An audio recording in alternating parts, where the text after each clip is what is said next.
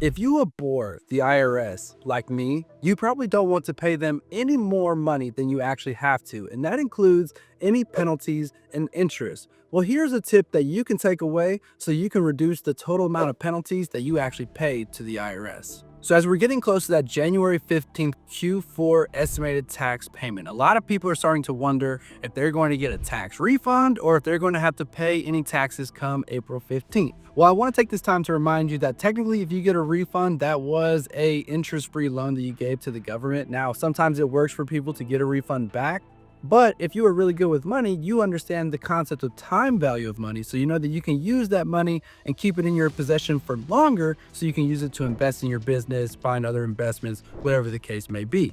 Now with that, you need to understand the concept of estimated payments. The IRS says that as you make money throughout the year, you need to be making tax payments that line up equally with that. And if you don't make those estimated payments, you can get hit with an underpayment penalty. This penalty can be anywhere from hundreds of dollars to even thousands of dollars, depending on how much tax you actually owe. But here's one thing you can keep in mind if you want to eliminate or severely reduce that penalty.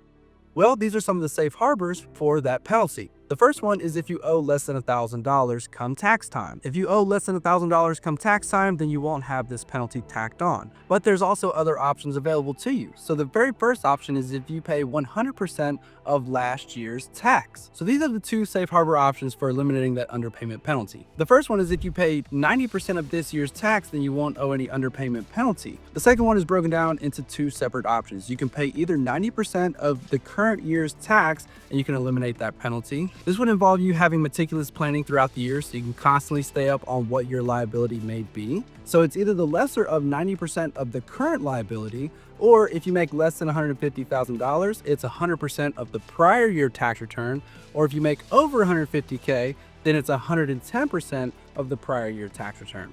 Now you may be wondering why all these different numbers, and the answer really depends on your particular case. If you have a situation where maybe you made $100,000 last year, and now all of a sudden you got a big bonus, you're making $300K, well, 110% of last year's tax would be far less than 90% of the current year tax. So understanding that time value of money, you can keep more of that money until April 15th to invest and deploy into other assets, and you won't actually get hit with that underpayment penalty. So that's why understanding something like this is really important, and you can use it to strategically build your wealth.